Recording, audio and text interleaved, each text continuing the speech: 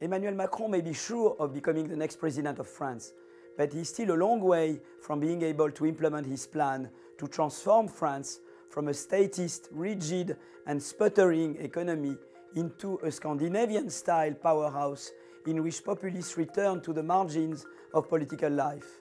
What stands in his way is France's National Assembly, which is to be elected in June. If a coalition of parties opposed to his En Marche movement were to win and appoint a prime minister, Macron would face a period of what we French call cohabitation. Macron would find himself in virtually a titular role with a hostile prime minister holding most executive powers. To avoid this prospect, Macron's En Marche movement will have to come literally from nothing to dominate the parliament.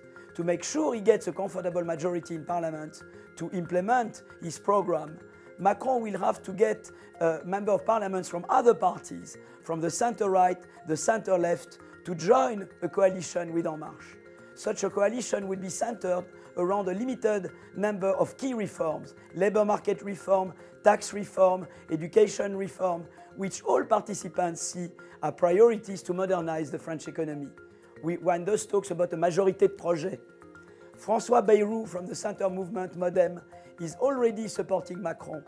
Others from the center-right, such as Jean-Louis Borloo, or from the center-left, as Le Drian, are waiting in the wings, as is Manuel Valls, the former socialist prime minister.